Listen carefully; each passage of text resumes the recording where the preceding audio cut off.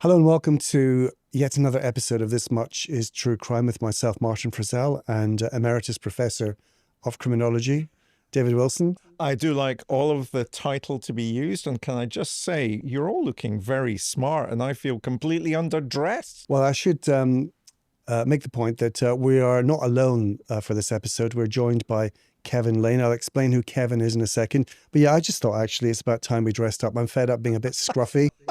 Just coming along with a pair of jeans on and no socks, trainers. How trendy is that, eh? Hey, I'm cutting edge. You know that. Thank you if you've been watching some of our or listening to our other episodes on This Much is True Crime. Really appreciate it.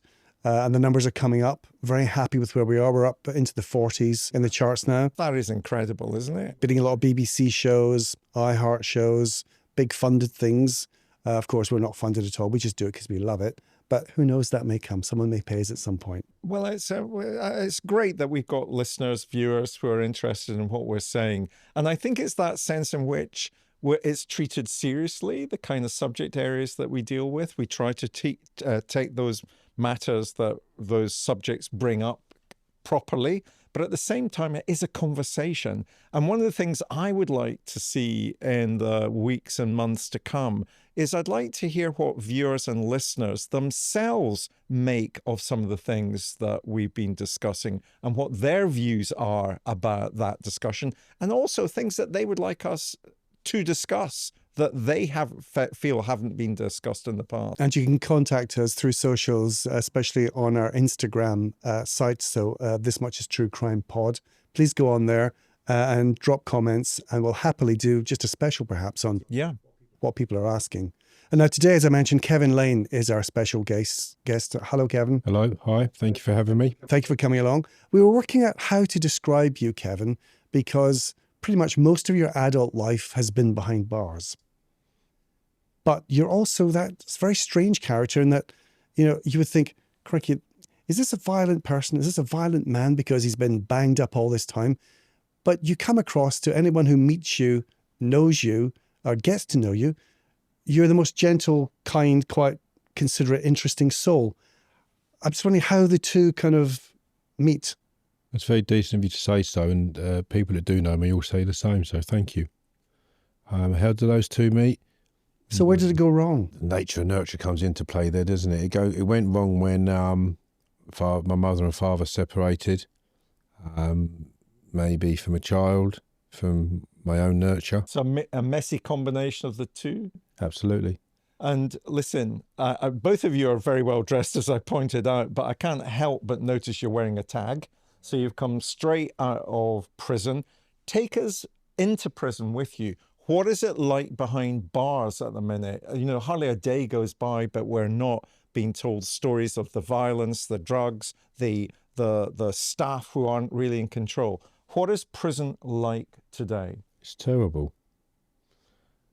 And you've got those who have just indoctrinated into that way of life, but overall, is it a way of life? It's not a life, it's existing. And there's a hell of a lot of violence, a lot of deaths in prison now. I mean, the deaths are just, it's astronomical. What, from attacks or suicide?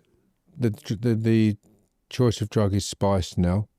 Days of having a lump of Rocky and cannabis and smoking, where you'd be on your table and staff would leave it, they're not bothered about that. Michael Howard brought in drug testing in 1996. From that, people had to leave the cannabis and went over to heroin, some people, or spice. And spice wasn't detected by the drug testing then. And that's now killing a hell of a lot of people. And how's it getting in, though? Spice can come in dipped in paper. But it's not just the spice. And it's terrible to see someone foaming at the mouth and shaking and all sorts. They're boiling cleaning products and holding paper over them and then smoking them in vapes. As well. I couldn't say how they're coming in. They're coming in. Drones is the worst way, Martin. I've also heard rumour, tell me if I'm wrong, that the drones aren't just bringing in drugs, they're bringing in weapons. So I'm glad you brought that up. I was shocked. I won't mention the prison. I'm not allowed to mention certain prisons and such. But the last prison I was in, a drone came in with 20 knives. 9 of them were flick knives, and the others were the knives made with the computer. And I remember seeing this young kid, and I says to him, "Young Guns, come here."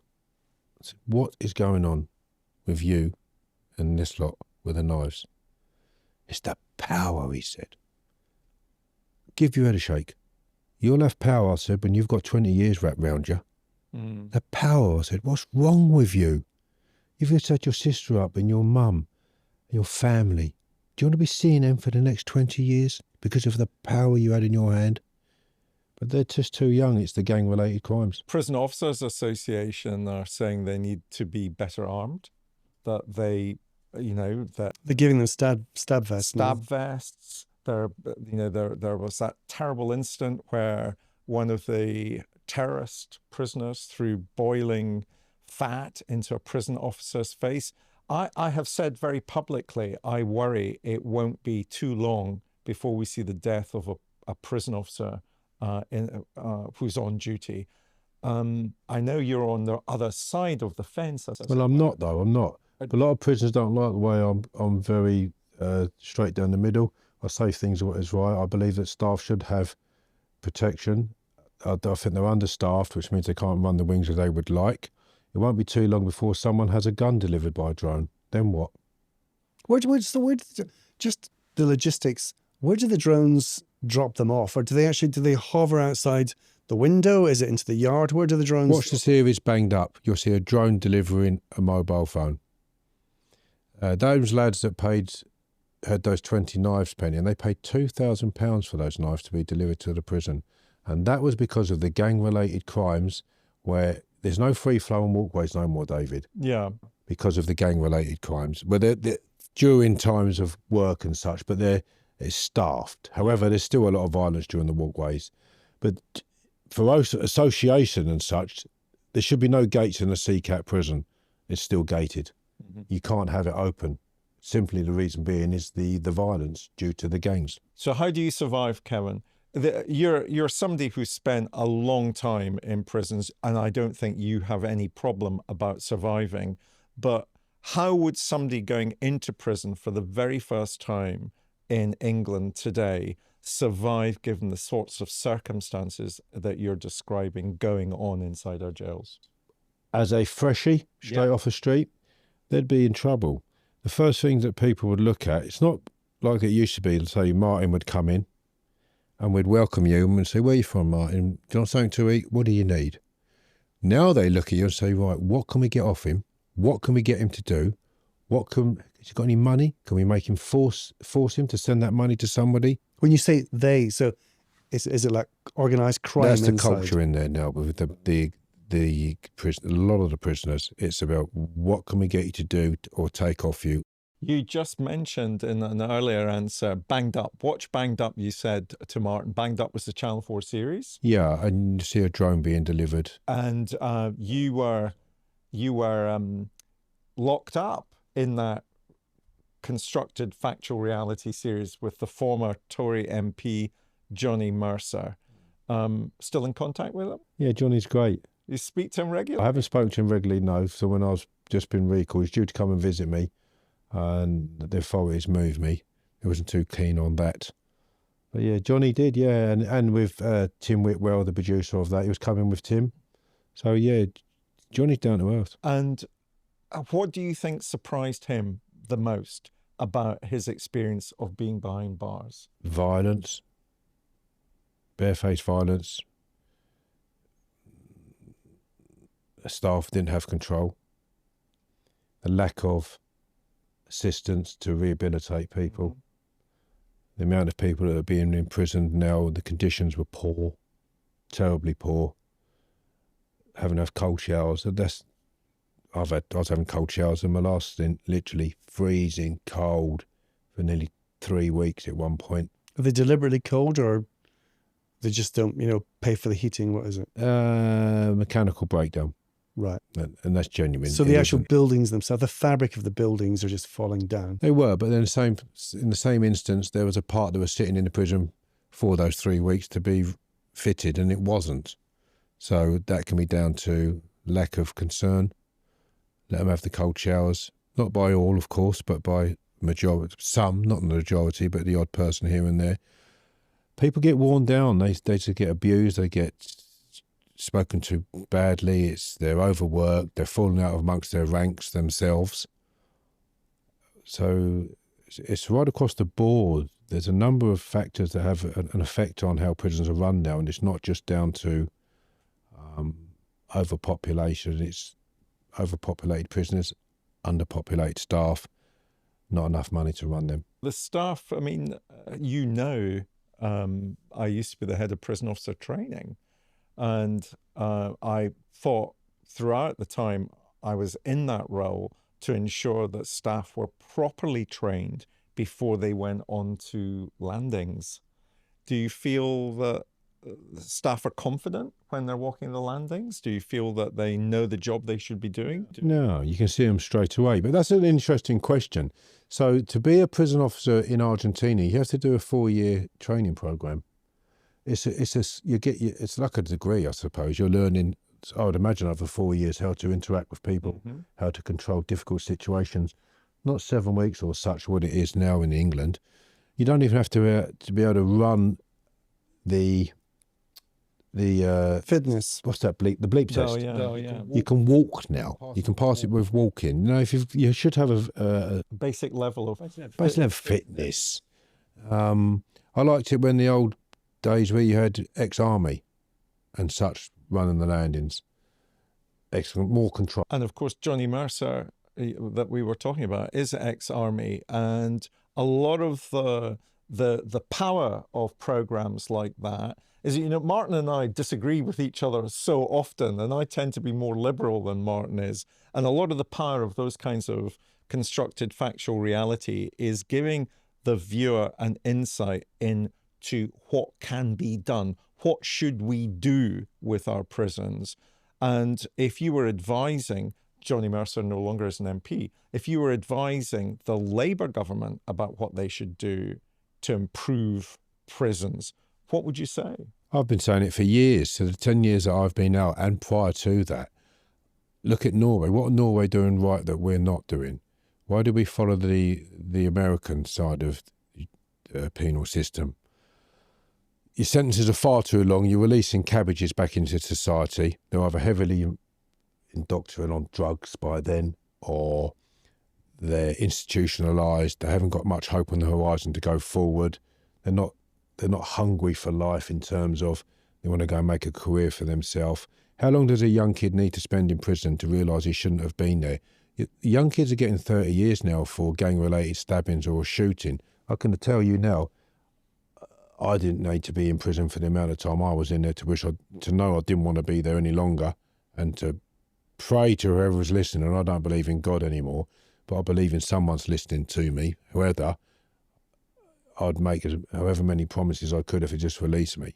But the point is this, I'm going off the track there, is reduce the sentences, take the TVs away, have controlled TV usage so they're not staying up till 2 or 3 o'clock in the morning, can't get out of bed in the morning, getting nicked. All this soppy treatment where literally you haven't got to spend time in the block. You can go back on the wing behind your door because you're mentally unstable. It's not good for your mental health. That is manipulated to the blues now. But to sit there, click, click, click, watching TV is not good for the brain. If you're stimulating the brain with reading and writing, I believe you should not be able to be released from prison unless you can read and write your own name or fill out a form. So you want to go home for your parole hearing? You are going to learn to read and write to the very basic sense where you can read a Janet and John book and you can understand what you're reading, so you're not signing a form that you don't know what you're signing. So make people get educated. Go back to cards, go back to Scrabble, go back to backgammon.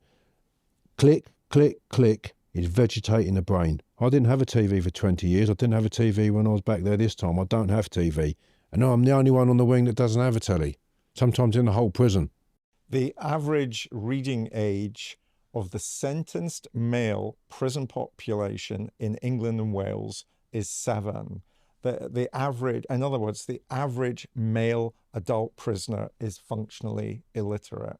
So again, if you're thinking about what can we do, How was prison education when you were last in? Were many people queuing up to get there? No, not at all. And what skills do you come out from prison? Oh, you got to do this course, you got to do that course. I'll be a nodding dog, of course.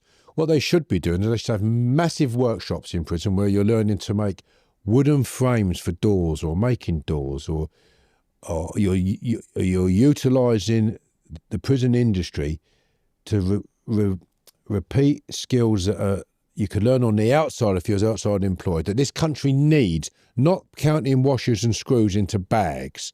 Why don't they train these lads, give them a wage, so they've got a reason to get up in the morning, put some of that away into an account for them for when they're released, like Germany do and many other countries, Holland and such.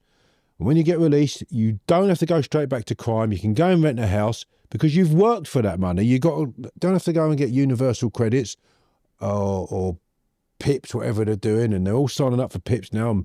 Yeah, I've got PIPs, I can't do this, I can't do that. They just want a free handout. So you've got to be putting them into work where they feel a worth, and their wife is not going from one man to the other and getting pregnant by that man, and she's having an affair with him and she's coming into prison. That relationship breaks up. In Norway, most families stick together because they're having weekends in a prison, in a hut or a bungalow type form, having barbecues in there with their children, same dad, same husband and wife, and he's sending money home to them.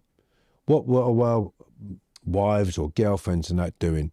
It's all, the system's wrong the way it's set up. And who do you think creates that system? Do you think it's the politicians, or do you think it's the public? Do you think it's the public? You know, a number of people that I'll meet and I'll talk about some of the issues that we've been discussing, and they will literally say, lock them up, throw away the key. Judge a country by how they treat their prisoners. And how would you judge England by how it's currently treating its prisoners? That's a difficult question to answer. I wouldn't say judge them. I'd say they're failing this country and also appalling. Where do you think they are with the new suggestion? What's going to happen is that just sentencing is, rather than sending people to jail, you get community orders. You're out for certain types of crime. You're out, helping. You could be filling in potholes. You could be picking up litter. You could be helping old people. Is that an alternative? Is that an alternative that's going to work, do you think? Years ago, I said that a lot of prisoners in certain categories should be used to do what you're saying. But that isn't because the powers to be want to do that. It's more a case of there's no beds. They've been forced there with the 30% reduction in crime. There was a lad coming away, he got a 9, he went guilty, he had 33% discount, he got 30% off for the releasing him early out of a 9. So he had 63% out of 9. Do the maths. He spent a year in prison, he was into a DCAT. They don't class DCATs as in prison. It doesn't figure, as I'm correct, David, as part of the population because you're going home and having home leaves and town visits. So there's still a lot more people in prison than what the public think. However, Norway have got the least reoffending rate in Europe.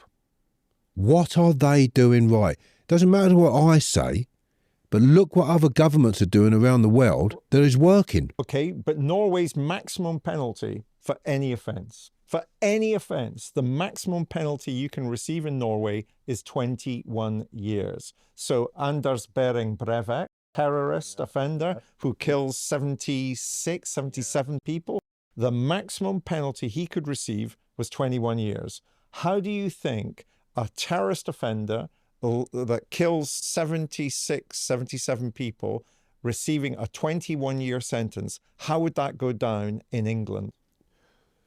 I don't think he should be released. But that's Norway's system, Kevin. You've been advocating for Norway's system. Norway's system is, hang on a minute, we don't think you should be punished for more than 21 years. Absolutely. I'm not saying absolutely in the sense where it's a good thing that they have to have something right to be doing the least reoffending. Yeah, so parts of Norway's system, but not the maximum. Parts of Norway's system, yeah. Looking into it, I don't want to comment on those areas really until I've had some longer time to think about that answer. But for certain crimes, you have to look at them differently. It's more so if they're mentally stable, released into the community. Just you mentioning the extremists, I find that interesting. So you just tell the story again, I've heard you say it before, of the worst thing that you've ever seen in prison, because that involves an extremist. Am I right? I see, and he was, they used to call him Half Pint. He was only, I can't remember his name now, I'm terrible with names, but he was an extremist who came in, one of the Ministry of Sound potential bombers. And it was all over moving a bag in a freezer, but then it was also meant to be moving a pot in a kitchen. So there's been a couple of conflicting theories here, but this is what did happen. Little things, just incidental things. Tiny little things. It's not over any of them. What it was really over was that one of their little firm had some water thrown over his face, boiling water in the kitchen. As a result of that, it was a revenge attack. The fella that had the revenge attack was due to get out on the Monday. On the Friday evening, he had a pot of oil placed over his head, and the little fella Half Pint run behind his door and banged up. Nothing happened to him. The gentleman in question that had the oil placed over his head went like crackling, and he nearly died, and he was in intensive care, and he ended up looking like John Merrick. The film, the character John Merrick. Terrible. Yeah. Hear this when you hear someone oiled with a saucer with oil, or whether it be plastic bottles melted over a stove and batteries thrown in there and such. When you hear someone have that tipped over their face or thrown in their face and they squeal, it is like a lobster squealing, but a lot. Has that violence got worse? You know, if you think back to the 1990s, the early noughties, because there was violence then when I was a prison governor. I mean, I can describe circumstances in which I thought, oh my gosh, this is dreadful, and we've got to stop this. But is the violence qualitatively different? Is it worse because more people are engaging it, because there's no control? What's changed, Kevin? The cultures have changed where the terrorism's came in. So you say you've got freedom fighters from the IRA and back in those days in Ireland and Belfast and such and Northern Ireland. They're freedom fighters, but they're classed as terrorists. But the terrorists that we have now from Islamic terrorists. They brought in the napalm, the boiling of the oils, and prior to that, I'd only heard of one man having water thrown in his face, boiling water with sugar. Yeah. The napalm from the terrorists came in right across the board. Their level of... We didn't have all of that fighting amongst each other back then in the days. We were one, and we looked after each other. We had respect for each other. We took care. And that seems to me to get at the nub of what I've been hearing about and occasionally being able to observe, is that what's being imported into prisons aren't just drugs and knives and drones, but what's being imported is the culture that existed outside of prison. And so it used to be that prisoners as a group were, they had a solidarity for each other. But now, if you are in this organized crime group in the community, you're in that organized crime group when you're behind bars. Absolutely. So the Operation Trident was set up by the parents. They went to the police and said, what are you going to do to stop our youngsters killing each other? For the young African... Yardies. Not Yardies, no. It was a young kids with an African background. Afro-Caribbean. Afro-Caribbean, yes, to be correct. I apologise for that because I'm certainly not that way inclined where I like anybody if they're good, and I don't like if you're an arsehole. It doesn't matter where you're from. But and I will stand by you and all if I think you're proper against someone who's white. So I'm not having any of that crap come out of my mouth. But I see the young kids bringing in the postal code wars into prison, and they came in and with their ways from the street came into prison, and then it just escalated from there. And then they're having wars with this person and so on and so forth. But prior to that, before that happened, prison was one. You'd have one black lad on the wing, dare any of you give him any grief, and the whole wing will come down on you. Now it's the other way round. I've seen completely black wings in prison, spurs, completely black, not a white person on there. That white person goes on there, the young black kids in there, and this, you know, they won't like this, but they've brought a different way in now. They're into taxing and robbing, and a lot of white kids and all now of that age, not just black. And that's an American model. That's not a Norwegian model. That's the American model, that you're on the yard and you stick with your tribe. That tribe will be against that tribe. There'll be an inter-tribe war. And so that's what I think is happening at the minute. And my fear, quite apart from individual prison officers, is that I increasingly see the control of the prison, inside the prison, being surrendered. And there's just a kind of policing of perimeter, that the prison officers increasingly think, oh, I can't get involved in these things, so I'll just make sure that I do the perimeter. Nobody's going to escape, but what happens inside, well, it's up to you guys. It's almost like that now. You've got postal code spurs, where if you're from that postal code or that gang, you go onto that spur. I can't mention the prisons, but I know that's a fact. In the prisons in London, they've got that already. It won't be long before they've got electronic doors. They were standard. I had electronic doors when I was in the special security unit in Whitemore, a prison within a prison. And on the outside of my door, I had 2 deadbolts with a Chubb padlock, had to be taken off, and then the door had to be opened electronically by an intercom. But soon you're going to have sliding doors on all cells in a number of years' time, I think. So you're painting a picture of no-go areas. No-go areas. They'll be controlled by the prisoners. Do you want that? It's disgusting. It's not good. It's not good for them. It's not good for the staff. It's not good for the people we're releasing back onto the streets. We have to find a different way, because these are human beings that have got good hearts. They just need new direction. And if you've got no hope on the horizon for these kids to go back onto the street and earn a living, they will continue doing what they know best. And it isn't good.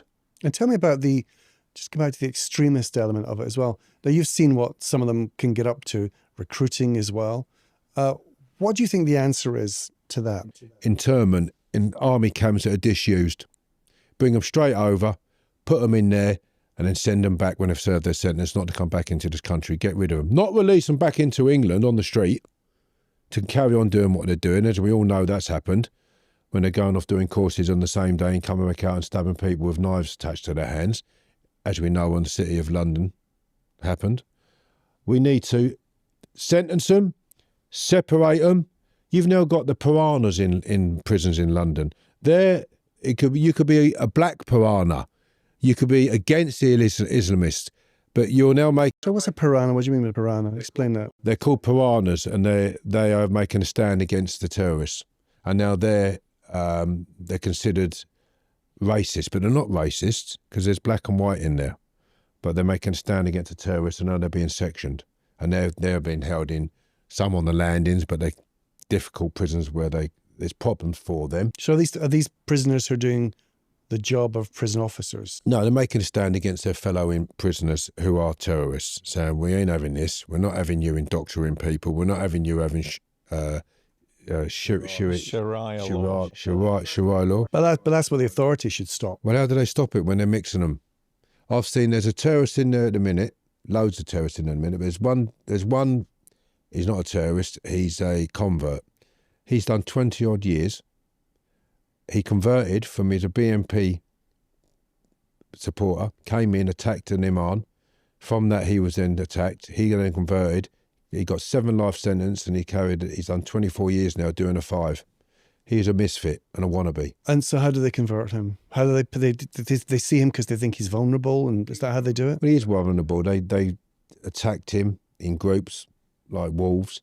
Then they cuddle you, make you feel welcomed. That misfit hasn't had that before. They've now felt a form of power. But what you should do, you should separate them completely. So there's people having fights or stabbings or oil thrown over them because they've objected to music being played in the gym. Well, this is our session. We play music. You have your sessions now where you don't want to play music because you're a Muslim. And I've been out with Muslim girls, so let's not have any of that for any of your viewers, okay, either. And I'd have married both of them, but it didn't work out. Lovely girls, mind. So it's not about that. It's about, you've got to segregate these people to, if they want to hit the mat, hit the mat. If you want to stop watching porn, stop smoking drugs, stop having alcohol, because a lot of them do. Behind that door, they do. I've just come out and I was a Jamaican yardie, converted. I'm not going to mention his name because it would shame him. But as soon as he goes back to, well, he won't. He's got children in this country now. But if he goes back to Jamaica and tells his comrades over there that he converted, I mean, where he comes from, at one point, there was more murders in a mile of where he lived than anywhere else in the world. And there's more churches in the area than in the world. But I'm interested in the conversion. I mean, we would expect that if you're going to be converted to join an Islamist extremist group, it's because there's martyrdom, there's 40 virgins waiting for you when you blow yourself up. But what the picture you're painting is, this is just a gangster group.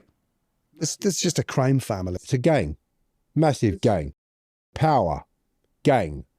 Not being anything in your society to now being something and someone.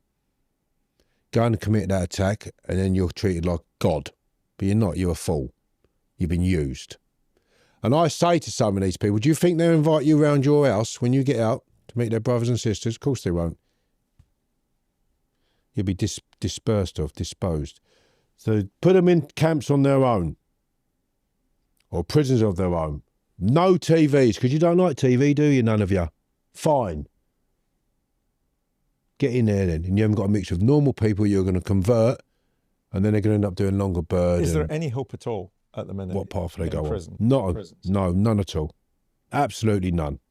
It is a violent place, full of problems amongst themselves, whether they've converted, they haven't converted, whether they were now. Look, once upon a time, to go to the Friday prayers, there was only a few. Now they go in there bleeding hundreds, so to speak. They've got to have them in gymnasiums sometimes. Yeah. And they're still stabbing each other and cutting each other up at Friday prayers, a place of worship. What does that tell you? Because they are in gangs before they converted, and they're there, and the brother of someone they killed is over there. I went off about 4 weeks in a trot in Whitemore when I was there at Friday prayers. I think there was more staff there than there was bleeding inmates. What it tells me is, What does that tell you? you want to keep out of trouble. You don't want to go back in now. Oh, God, you do not want to go to prison now. Anyone that's watching this, I'm telling you now, it's a lot of bang up behind your door, no even association, sometimes no exercise.